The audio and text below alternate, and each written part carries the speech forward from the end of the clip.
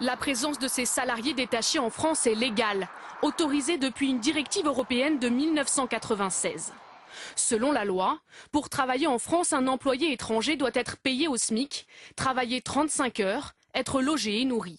En échange, la société paye les charges sociales dans le pays d'origine, jusqu'à 30% de moins qu'en France.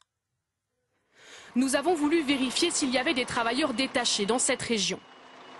Nous arrivons sur ce chantier public, la construction d'une prison. Sur le parking, il suffit de regarder les plaques d'immatriculation.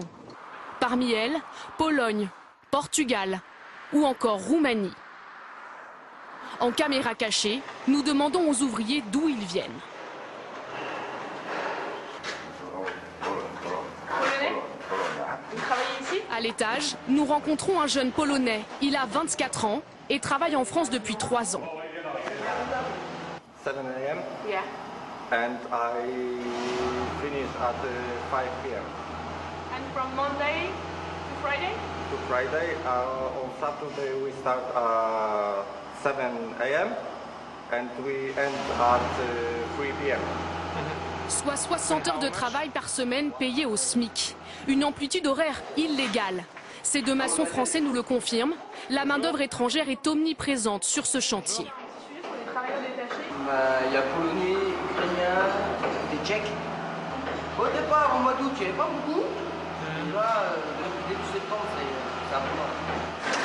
Faire venir des salariés étrangers est devenu un business très facile. Les entreprises du bâtiment reçoivent chaque jour dans leur boîte mail des propositions comme celle-ci, envoyées par des intermédiaires basés en France pour le compte de sociétés polonaises ou roumaines. Nous appelons l'un d'entre eux et nous nous faisons passer pour un artisan du BTP. En quelques minutes, il nous propose des salariés polonais ou roumains facturés 2 fois moins cher qu'en France. On tourne toujours à peu près entre 13 et 14 euros de l'heure. D'accord, 13-14 euros de l'heure. Voilà, il faut juste m'envoyer un mail comme ça, me dire exactement combien d'ouvriers vous voulez, la période, par exemple à partir du 15 novembre, sur une période de 1 mois. Normalement, on travaille qu'à un moment de signature de contrat, c'est 14 jours, donc voilà. Bon, après, vous savez, on peut faire ça un peu plus rapide. La course au bas salaire se moque parfois des lois françaises. Le SMIC, pourtant obligatoire, n'est pas toujours respecté. Cet électricien portugais a été travailleur détaché. Il a passé 8 mois en France. Un contrat payé 700 € par mois, 4,04 € de l'heure. Un salaire très loin du SMIC, mais c'est plus que ce qu'il pouvait espérer dans son pays. Quand on a un pays avec un taux de presque 20% de chômage au Portugal, quand on est payé à 400 € quand on a du travail, qu'est-ce qu'on fait? On se la ferme. On se la ferme, on dit rien du tout, on accepte son chantage, et parce que c'est mieux que rien du tout.